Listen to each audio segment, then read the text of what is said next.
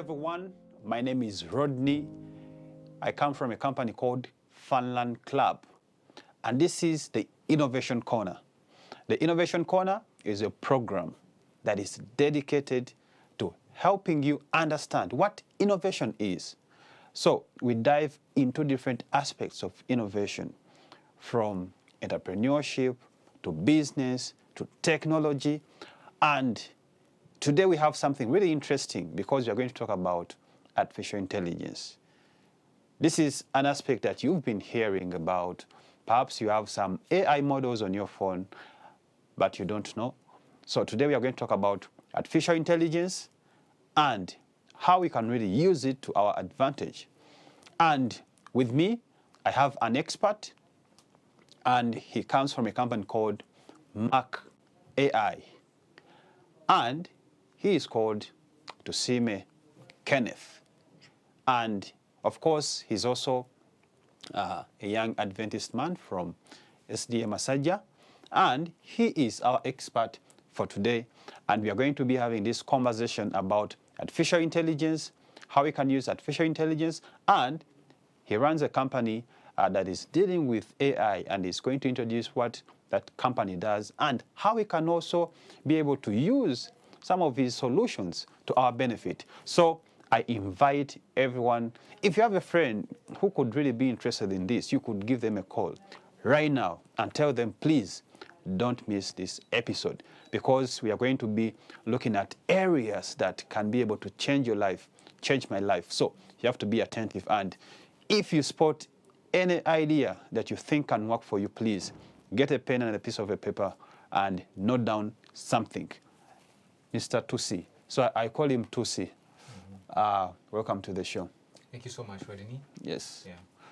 Yeah. So first of all, I want you to introduce yourself. I've introduced you, but I want you to reintroduce yourself and talk about Mark AI. What is Mark AI in brief before we get into this conversation? Sure. Thank you so much, Rodney, and the team at Hope Channel for the invitation. My name is Tusime Kenneth. I prefer to call myself Tusi because people find it easy to call me Tusi. So when we talk about, let me introduce myself first, of course.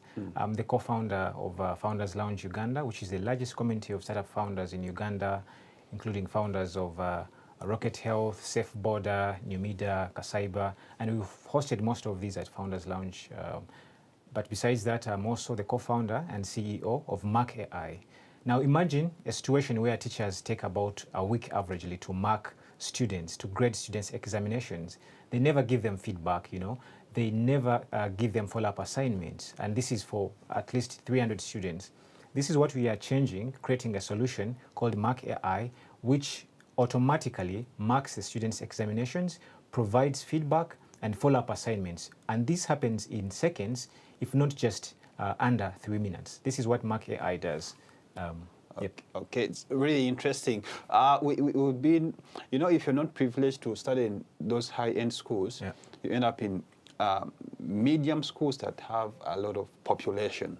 Okay, so I think such a product like Mark AI would really work so much, especially in schools that have those populations. Yeah. Okay, so we are going to be able to dive into these conversations, and then we shall also learn more about artificial intelligence, and we are heading into our aspect of learn from the expert, and Mr. Tusi is going to teach us what we should know about AI. So don't go nowhere and be able to learn. We shall be able to hear from you. What have you learned about AI, and how are you applying AI into your business and your life? So, Mr. Tusi, yeah, it's time. Thank you so much. Well, again, I want to tell you that there are things that you're going to learn that you've never, heard from anywhere, or maybe have had a glimpse of, and these are things that are going to be applicable in your daily life. And I will invite you to actually be with me to learn so that you can know how to become innovative, so that you can learn how to apply these in businesses to increase your cash flow and all other aspects that are very important in life. And then to begin with, there is so much that can come to your mind when you think about AI. What's AI? Is it just a magic soup? Is it a snake soup or something like that? AI means artificial intelligence. Now, there's natural intelligence that humans have, the ability to know that if a friend says, "How are you?" then I'm supposed to respond by saying, "I am fine," and "How are you?" That this is intelligence, and it's developed from when a child grows up until they are an adult, different levels of understanding. This is intelligence in terms of the natural intelligence. So when we talk about artificial intelligence, it's the ability of machines to actually emulate what humans do in real life so that they can be able to accomplish specific tasks. This is in simple terms. That is to say, if there was a receptionist, for example, who would interface with people and they would greet them, guide them towards where they're supposed to go, the AI now learns what a receptionist does. It learns these tasks so that it can actually sometimes do them much better than this human could do them. And so this is what AI is. Simply, it's a general purpose technology that can help us to accomplish very many tasks in seconds, even much better than we actually do them. I'll give you a scenario. How technologies have helped transform humanity. When there was the invention of the steam engine, it drove industrialization, and so many companies grew from there, from living along the feudalism that was there when people used to have huge chunks of land, go and dig, and then you needed to have a huge labor force so that you can be able to produce things. Now, when there was at the age of industrialization, that's when it became easy. Someone could just set up an industry, bring in people, and they had their productivity really, really high. So from that age, then we went to the age of electricity, Nikola Tesla bringing in the AC, and that drove many industries. There were very many industries that came about. Very many things that were not possible became possible in this age. And then from there, you have the age of internet, the internet bubble, 1999, and then you have very many technologies that were produced then. You have very many companies that came about, some of them that we know as the richest people in the world today, like Bill Gates, the Jeff Bezos of Amazon. E-commerce was enabled. So there's these technologies we call general purpose technologies because they could be applied in very many general fields to help people accomplish tasks. That's the evolution of development in terms of technologies. And now today is something different. From the time when Alan Turing was a mathematician, solved the Enigma code, creating an algorithm. I want to tell you what an algorithm is before I go forward. So an algorithm is this simple code or these instructions, a set of instructions that are written to help a machine perform a specific task. It could be a set of instructions like telling a machine, first of all, if you want to wash dishes, then the first thing is to check when the water is there. Then the second thing is to turn on the water. And then the third thing is to put the dishes in the sink. And then the fourth thing is to wash the plates. And then the fifth thing is to rinse them. And then the sixth thing until you complete this specific task. So you write this set of instructions, which in software engineering we call code. And then you give it to a machine, but it is repetitive such that a task has to be accomplished. This is what an algorithm is. Now you have Alan Turing, but before I credit Alan Turing, let's credit Ada Lovelace, who is a woman. She did a great job discovering algorithms. Let's get back to our conversation. So the algorithms made it possible today to get to a stage of artificial intelligence. These multiple thousands of algorithms working together, communicating together, telling the other that please do this at this time, processing information at a hyper speed with a lot of energy, consuming a lot of energy.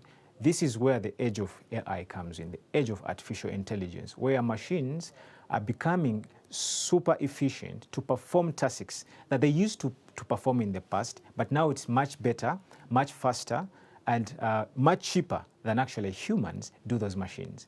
This is where you can get worried, right? But remember the age of calculators. When the calculators came out, then mathematics teachers were like, oh, our jobs are going to be taken, Our jobs are going to be taken. how can they protested against calculators, and they never wanted them. So this is where now we actually can question whether we need AI or not, and at what cost do we allow the development of AI, which are conversations that are being in the rooms of different countries. You know, governments are talking about this, the impact of AI in the everyday life. But let's briefly talk about the advantages of AI. I'll give you a small task just today. Go to your phone. I want you to open WhatsApp.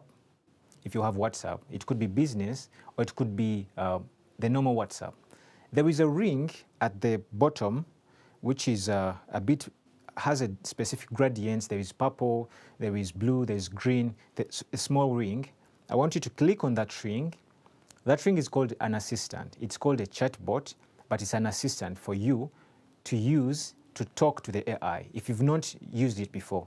So if you click on that, then you will find an open box where you can have a conversation, just like you're having a normal conversation with your fellow. So I want you to text to this machine that you're not seeing, the chatbot. Just ask it, hello, how are you? How was your day today? A few seconds, and you have a response. And this is different, can be different across all the other devices. It's not just a response that doesn't understand you, it's a response that understands you with the style of communication that you're using, style of typing that you're talking. If you said hi, it would say hi. If you said hello, it would say maybe howdy. If you said, how are you doing? It would say, I'm fine, how are you doing? Just like you could have a conversation with a kid. Now, this layer is called the application layer in AI. There are about 3 layers. I want to tell you something that you can't forget. It's called AI is the new electricity. It's a general purpose technology that can be applied across all industries, almost every industry, whether it's medicine, whether it's telecommunication, whether it's transport, is it media. So any industries, it can be applied here. Now, the application layer, which we've just talked about, the chatbot, where you can have a conversation, is the last layer. Then there is the orchestration layer, which is the middle layer from the bottom. It's the orchestration layer where you have what we call LLMs, or large language models. These are models trained on, well, models can be a bit technical, but it is a set of instructions, very many sets of instructions within specific fields. They've collected data in the medicine sector, in the communication sector, and then use that data, which can represent specific information, to train a machine, and then we call those models. So these are the LLMs, the large language models. That's a layer where you find Gemini, you find Mistral, you find OpenAI, and this is the orchestration layer where most of the companies, the big companies in the world that are driving AI, are located. Then there is the last layer, which is the infrastructure layer. So the infrastructure layer is the AI chips. You hear semiconductors, you hear AI chips just to power the compute of the second layer, which is the orchestration layer. Now, when we are looking for a position where we can harness the opportunity of AI, we can consider the cost, we can consider the ease of beginning to apply AI, and we can also consider the speed that we can execute if we choose. I would recommend you use the application layer, which is the last one, the chatbot that you've just interacted with. There is so many use cases there. Now, automating tasks is one of them. How can you automate tasks with AI? The first step I would give you, which makes it easy. Let's say you're a copywriter, this person who usually works with web designers, web developers, to write content or text that will be filled into a website. And that's your job. You know, you've studied that, you know marketing, you studied copywriting. So let's say you're that kind of person. I want you still to go to this chatbot and tell it, I am developing a website for ABCD company, which, for example, works in transportation, and I want you to make sure that this text or this text that you've written is clear to my audience, which is, then you explain the audience, maybe which is taxi drivers or border riders or this and that. So what we've gone through is called prompting.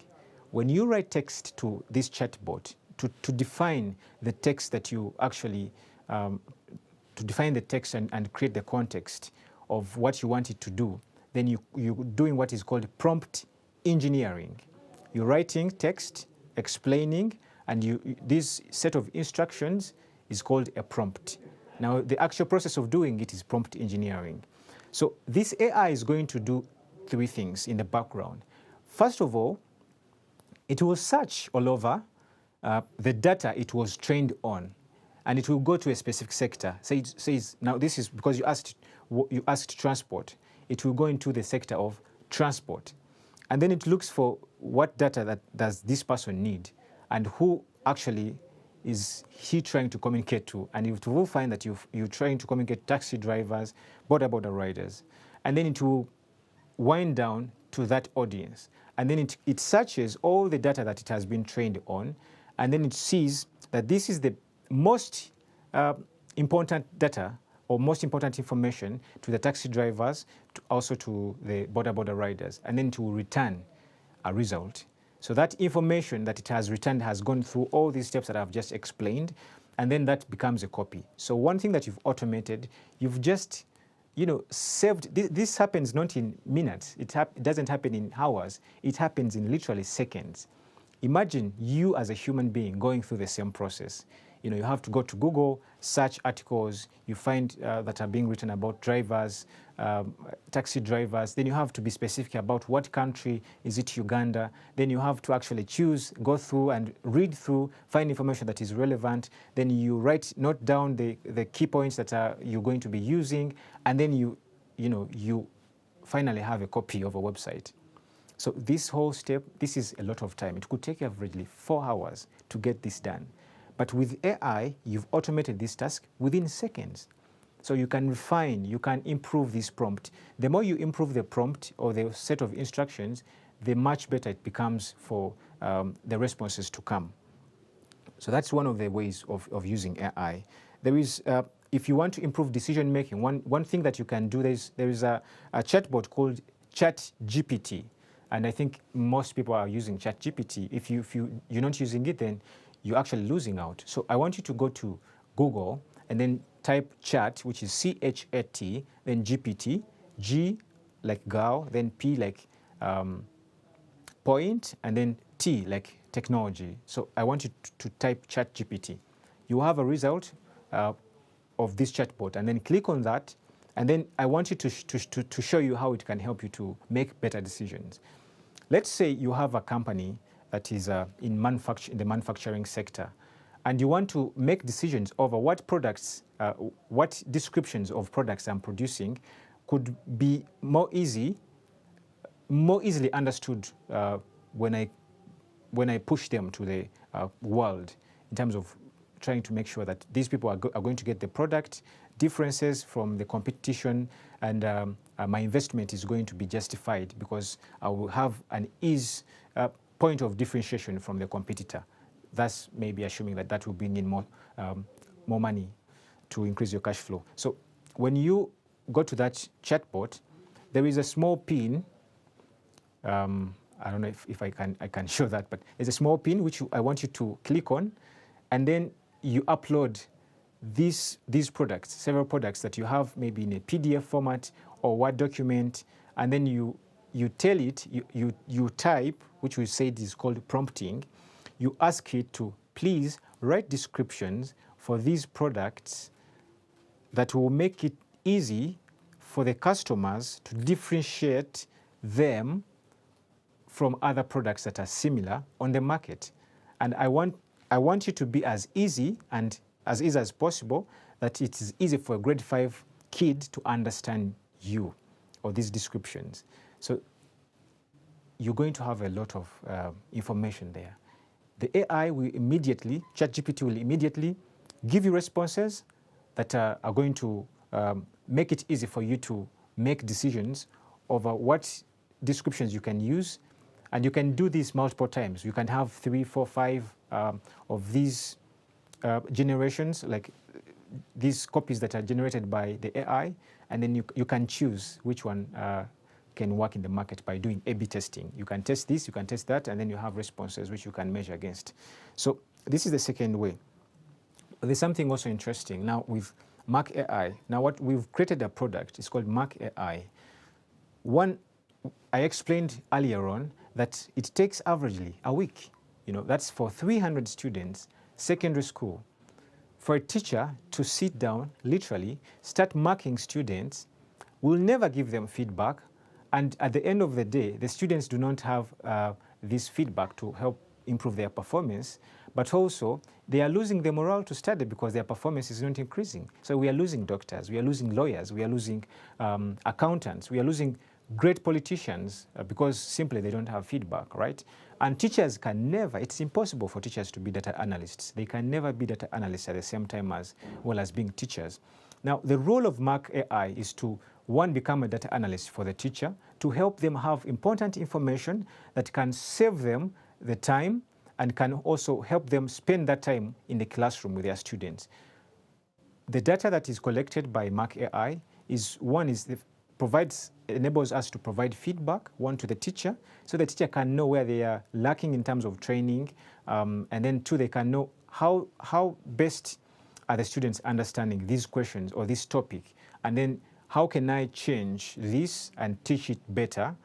And then the third one is that you will know what level, what sample size of students performed better and why, what is their characteristics of these students, are they male, are they female, and when you go watch the classroom, you will see that these characteristics prevail, you will see them clear in this kind of class, and that will help you to at least teach based on the different potentials or abilities of this class. Now this is why that data is important that I've been explaining. That's for the side of the teacher. We have the question analytics. And then we have the side of feedback, whereby a student will get feedback per question. They will have feedback per question. You upload the marking guide with questions, answers. These are expected responses. The Mark AI can actually mark without a teacher, with or without a teacher. But when you upload the marking guide, it helps one, Mark AI to easily give you the information that you need contextualized for this specific use case. Now, after that, after uploading the marking guide, then you either scan or take pictures of the students' answer scripts and you upload them to the system. Within seconds, you have the feedback given to the students. You have the scores. A student might have scored 80%. The highest score might be 95%. And then you go to the details section, where the details, that's where you find specific feedback for this student. The overall feedback, first of all, which is basically what teachers can usually go to the class and explain, this is how you performed, let's do the corrections and all that. And then there is the tailored section, which tailored section is the feedback for each of the students that is given per question. The AI will say, you answered this correctly, but then you would have done this, you would have given these examples, A, B, C, D, which would have made it easy for you to score higher than you've scored. So this, if it can be printed out, given to the students, as a parent can log in wherever they are and maybe access this data, help their students to learn better. And then you can also, as a teacher, create homework for the students. They can go back, you can create holiday packages they can go back with while they go back at their homes. So instead of spending a whole week, lousy week, we used to call it lousy week while we were in school, instead of spending those costs that you actually incurring, keeping students at home, at school rather, then there is feeding costs, there is accommodation, bills and all that. With Mark AI, you can get the papers marked within a day, all subjects, and then the next day you can dismiss the students and they go enjoy their holidays with their holiday packages and everything. So this is the specific use case now you can see in terms of automating these tasks. Instead of teachers spending all these weeks and all that without giving data again, without giving feedback to the students, they're now spending seconds, literally, to do the same task within the shortest period of time. That's how Mark AI works. I think I've talked more about how you can apply AI in everyday life. And I've talked about the common tools like ChatGPT. There is Canva AI. There is Microsoft Copilot for the software engineers, which they can use as an assistant while coding. Yeah, maybe just to talk about the last thing. With the evolution of new technologies like electricity, steam engine, there's something that really is, at times, costing humanity. It can be used in warfare. You know, when the Enigma code was solved, there were challenges. There were wars. That's the work of Alan Turing. You remember when the atomic bomb was created, Albert Einstein regretted and was like, I wish this wasn't produced. And it ended up killing the person who, made it. So these technologies can be used in warfare. And then this warfare is not good for humanity. We need to live a better life as humans. So AI has challenges in as much as it has advantages, which it is upon how we use it that can help us to benefit out of it. Some are using it to create clones. You can see me talking. You can see me doing different things, dancing and all that. You've seen Trump fighting, trying to touch the Pope's hands. You've seen Putin dancing and all that. This is misinformation that can be spread and can cost the reputation of human beings. So this is why these are the challenges that exist with AI. There is a lot of cyber attacks that are being powered by AI, and there is a lot of bias because of the data that is being used to train the AIs. So I think it is very important as countries to come up and create policies that can help guide how we use AI, but not at the cost of developing these technologies that it can be used within our daily life. So I think that's the great way that we can use AI responsibly, not as a bad technology, but as a technology that can power humanity.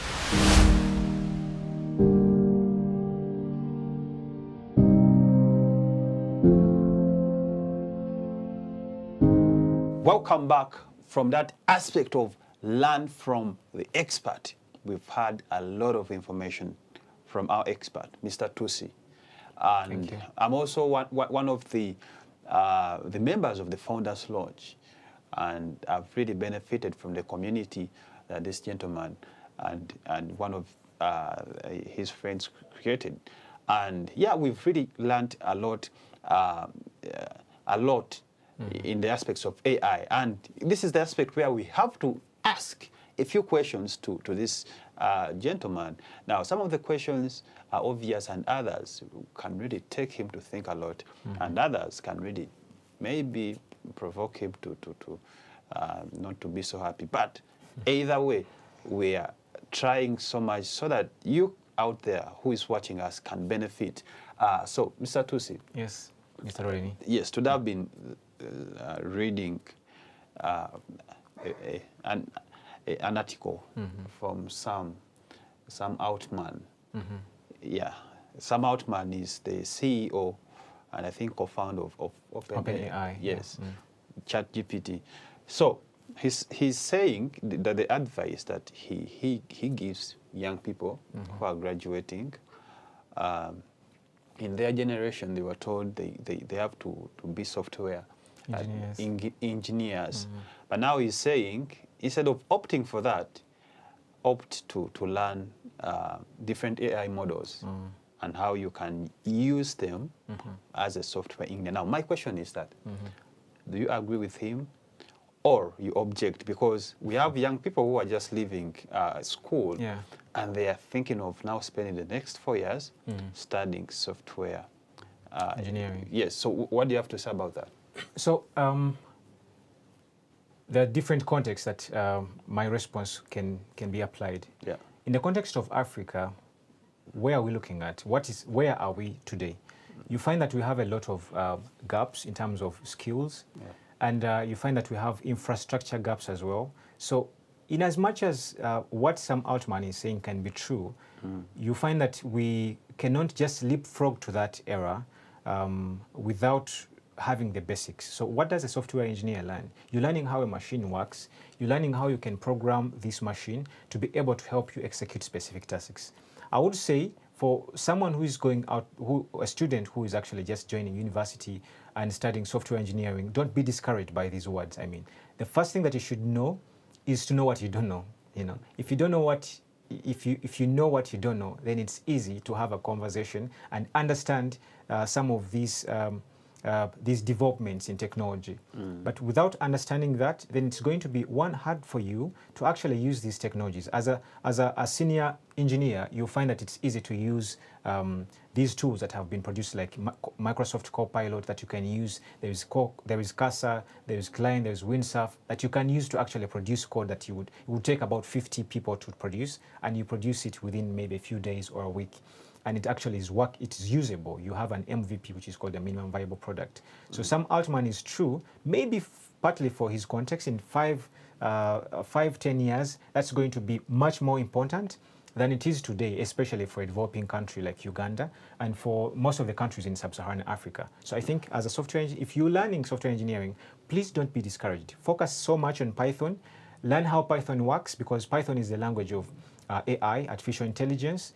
And then when you master that, then you can begin building chatbots, you can begin interacting with AI, you can begin using these tools that Sam Altman is advocating for. I think that's where we need to go.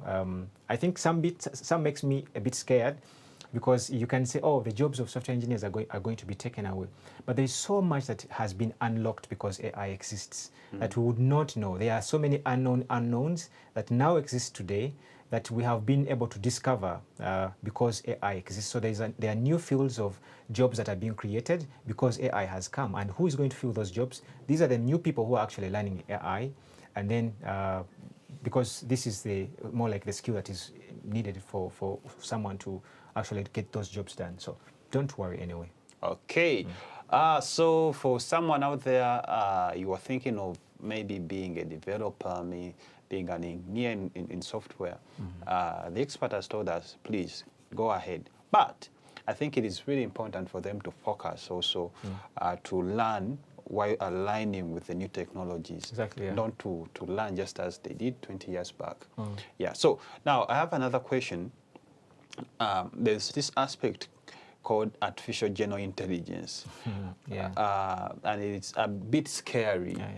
Where you think like now this AI has its own brain and it won't really need our input for it to think. Now, what do you have to say about that aspect of the general intelligence, whereby, because I think all these companies, the Groks, the OpenAI, they are really working hard to achieve that. To achieve artificial general intelligence. So is it scary? Is it something scary? Do you think there is a risk where AI can go out of hand and now it takes over the world and stuff like? What do you think about that? Thank you so much. I mean, this can be a bit of it's a paradoxical question, because one is we are looking at what can be possible with AI, and then what is the end game, right? The end game is we have achieved AGI. Then what? Then what happens? You know. So those are questions that we are asking ourselves. So with AGI, or artificial general intelligence, that is the age that we are looking at when machines have surpassed, the level of intelligence that humans have. That's so super scary. That means we don't know whether we are being controlled by machines, or we don't know we actually still have the control of machines. So you find that today, while you interact with these machines, you find it can tell you, think about some idea today. I'll give you a task. Think about something today, maybe to buy a product. Say a word or two. You want to buy a bag. I tell you that you get ads today. These are adverts today from Google or from Facebook that actually are trying to promote the same product you're thinking about today. So this is the first step of achieving AGI. And once AGI, the age of AGI is that there's a book called Singularity is Near with Caswell.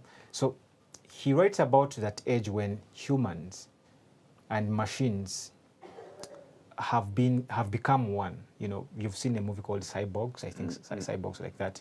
You find that Neuralink is also pursuing the same, where they're putting chips in the heads of people, which is actually enabling people who used not to work to work again, people to control the computers with their minds, to do specific tasks just with their mind. Think about something like telekinetism. So this whole thing is, I think it's good to achieve AGI, But then we must have guardrails, and someone must be able to put the switch on, the switch off when the thing has gone out of hands. But computers are the AIs are super intelligent that they can manipulate humans into thinking that they're in control, but they're actually not in control. Yeah. So I think it is very right to worry about this age of AGI.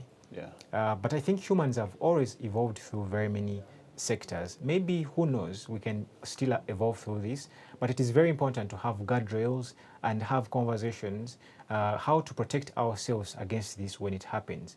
But rather not at this nascent stage where we actually need to develop these technologies to get to that stage. So the most important that is needed is for governments to come together, create policies of better use of AI, so that if AGI comes, then we have some bit of guardrails. It's funny. I mean, it's hard to answer this question, and even for experts that I actually look forward to, it's a hard conversation. Yeah. Everyone is worried when we reach AGI. We don't know, maybe 20 years, maybe 30 years, when machines have really become super intelligent and they control humans, they feed humans, maybe they kill humans so that they can have energy for themselves, to be able to work. So these are the worries we have. But I would say there is hope. For believers like me, there is hope. We believe that Jesus will always be there to save us. Yeah, interesting how now you really summed it up with the aspect of faith. My other question is really looking at faith now. How can we, as the church, embrace artificial intelligence? Because the church is a collection of different people from different walks of life. Yeah. And most of our population are people who are always worried, even for just holding a smartphone in their hands. They are worried that that could be the mark of the beast. 666. Yes. Yeah. So now when you bring in artificial intelligence and you tell them how a machine can really think for them, make for them decisions that are smart, how do we now remove all that bias, and how can we really now also start to enjoy the benefits that comes with AI within our church community?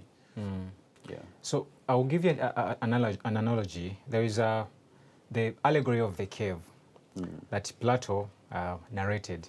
He talks about these people, about 3 people who were chained, and behind them was a wall, and then behind the wall was a huge torch. Yeah. This could be a fire.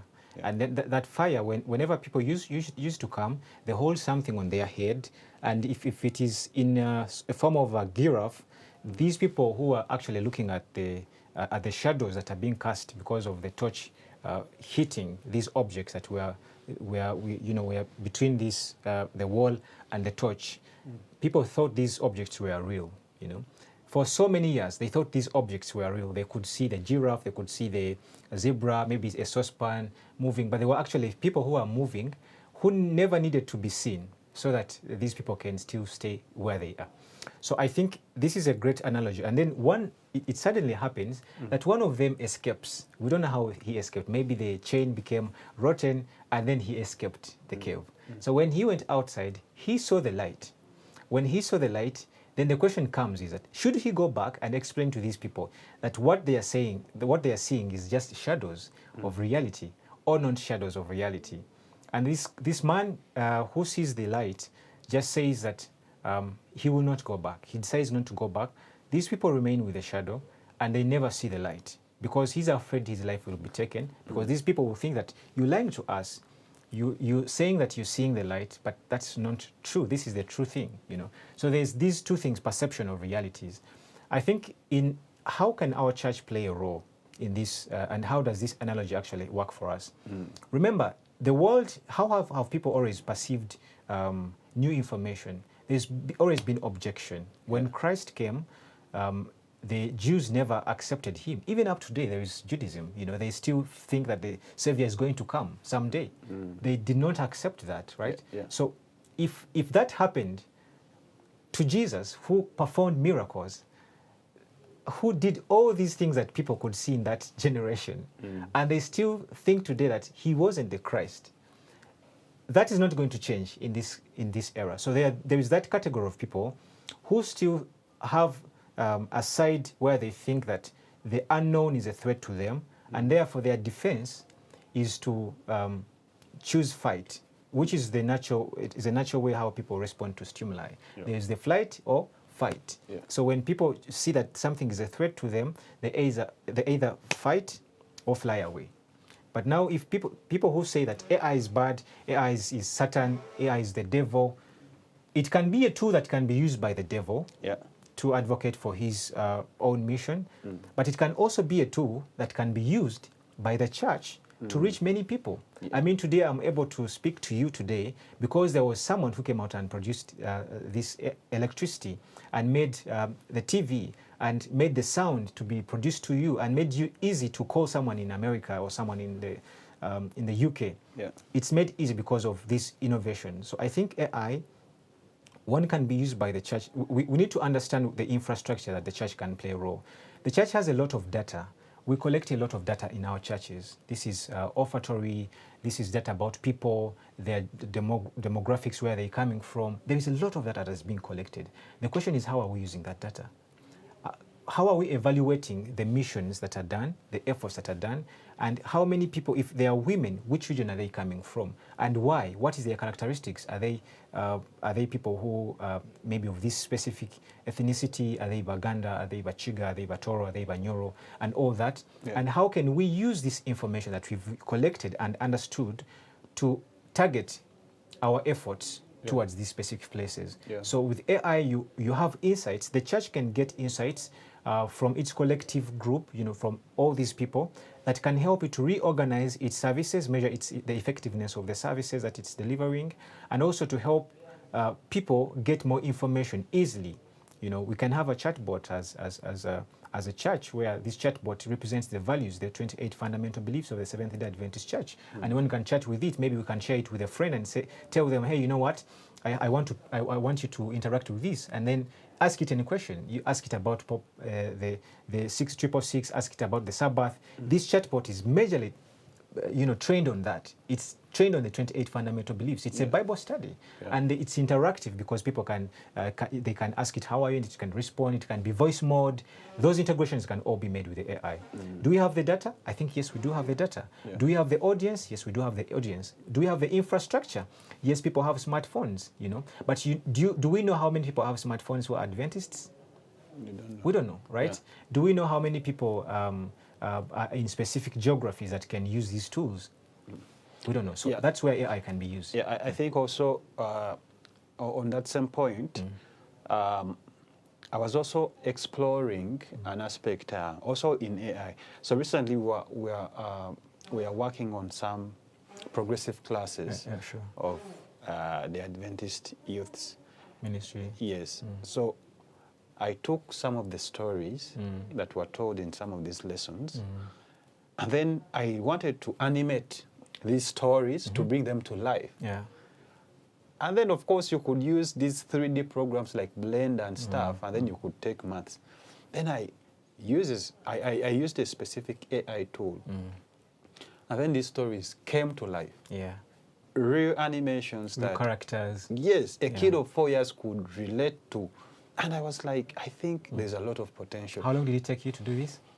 It was a simple prompt. Actually, what I did, I first generated this image using AI, of course. Yeah. And then this image... Within seconds. Yeah. Within seconds. It was around 12 seconds. Then I got this image and I prompted it and I told the AI to make this image move and do all the actions that I wanted. Yeah. And it did it in around 36 seconds. Exactly. How much time would it take you with tools like Blender? Months. Months. Yeah. So there's a lot of potential. Yeah. If the church can really think about it, there's a lot that we can really do. Now, Mr. Tusi, back to our questions. Now, we're having people, let's imagine you have a person who's a normal person with a normal business. Probably they are selling, I don't know, anything basic. Let's imagine they have their shop. These normal shops. Yeah. And which AI tool can they use and how can they use it to grow their business. Like they have these normal shops, normal shops, retail shops. Yes. Yeah. So which AI tool can such a person who's watching us right now, can they start with, and how can they use it, and what could be the expected benefit? Okay, here is what you need. Let's say this is let's name them Mama Deo. Mama Deo is selling soap. Is selling is selling maybe sugar. All these normal products. Fast moving consumer goods. So let's say they are selling these, and then now they're asking themselves, how can I use AI? So the first thing that you need to know that is AI works with data. What is data? Yeah. Data is this information that you have in your book. You've written down that Tusi came and took a loan of soap. Yeah. And he's been taking maybe these loans for a couple of times, So you have a huge book where you're writing these things. I've sold this, I've sold this, I've sold this, I've sold that. So you find that these people usually collect that information that way. But they don't even use it a lot. Exactly. Yeah. So this is where we begin. If you open ChatGPT, the tool I want you to use is ChatGPT because it supports images. You can put these images there. If you have, what you need is basically a smartphone. So you taking a picture of this information in the book, regardless of how it is, you don't need to worry about that as long as it's clear, right? So take a picture and then ask it, what products can I stock for next month? It will tell you, first of all, it will query through this data. It will go through this information, this data rather, and then it will find what products do you sell more, and then it will find like what other products are near to that, what products are performing worst, and what products are medium. And then it will tell you should stock these products more. Yeah, and I think it can also get data from your region, what people are always asking for. Exactly. Yeah. Yeah. It can get data from your region. It can tell you, based on your region, maybe you're in Kampala, you should stock more of this. Yeah. And then it will tell you, you can ask it, where can I find cheaper products? Yeah. Wholesale. It can go over the internet, it finds this information, and it returns it to you. It tells you, okay, you can buy now from Chikubo, you can buy from this place, you can buy from this place. And it can even go ahead and suggest contacts. Yeah. Give you actual contacts of actual people who you can immediately call and you start a relationship with them. Yeah. So that your business boosts. Yeah. So it can help you to know where you can outsource the products from. It can help you to know what products. It can help you to make sure that you find you make the products cheaper so that you're competitive in that space. But also it can help you to know how you can reorganize your shop. You can just take pictures all over the shop and then you ask it, how can I reorganize this shop so that it's easy for people to buy? Yeah. Or when they come, they can spend more time. This AI has been used by IKEA, which is a huge furniture company in, I think, is it Germany? So it's been used by IKEA to help them organize these huge stores, departmental stores, where people come in and spend almost a day. But this is how AI has been used to make sure these spaces are interactive. The same thing you can do with your shop, because this AI has been trained on very many images of shops like yours anyway, Mama Deo.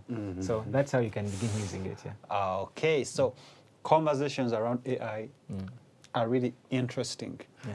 And yeah, so before we leave, I want to ask you, Mr. Tusi, probably we are talking to a head teacher who's been watching and is really interested with Mac AI. Yeah. So I want you to tell them how to find you, and let's say they want to try out your product. Yeah. How can they do that? And let's say they also want to give you money so that they can start using it. Yeah. How much is it and how do they pay? All that information, sum it up in 2 minutes, and then we shall be able to end today's show. Well, thank you so much again, Rodney, for this opportunity. Yeah. So again, like I've said, Mac AI helps teachers to save more time and spend it in the classroom. Yeah. It grades examinations, provides feedback, and follow-up assignments to students within minutes or seconds. Now, as a head teacher, what is your priority? One is to save costs. Remember you have the lousy week at school where you keep students at school. You have costs. Sometimes you have allowances that you, of course, you see as costs for you because your priority is to maximize the profit. So if you want to maximize profit, one is that you can use Mark AI to save teachers time so they spend it in the classroom, which can improve performance of the students, and then you can use this again to talk about your school. Then you can have more students. That's one way. But then two, you can also save more time. With the grading, you have feedback that is given to the teachers. You can look at that feedback and know the teacher is performing this way at this subject. Maybe they need support here, and this is how I can support them. Maybe the teacher-student ratio is very, like there's a huge gap. We need more to have another teacher, something like that. This information is important for you as a head teacher.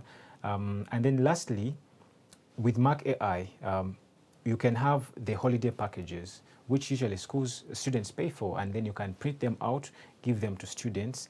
The students have their own portal. They can just put their number.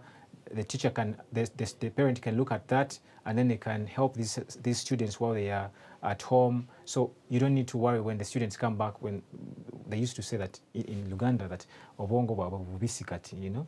So you don't have to wait to say that. Yeah. This is how you can use Mark AI, and there's so many other features that we are developing over time. Yeah. We simply want to work with you, to develop this product towards supporting you to efficiently do your work as a head teacher and improve the performance of your students in school. How do you reach out to us?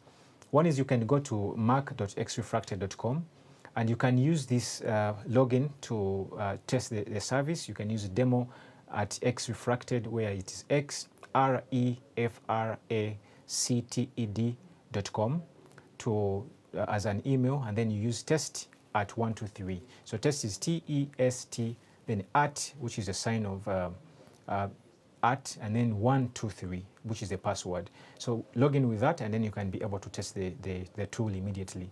So besides that, you can contact us at 0776 289 124.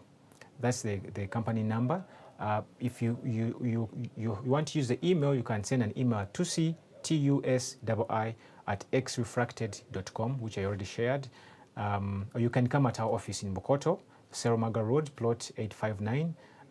That's where you can find us immediately. So I invite you to test the product.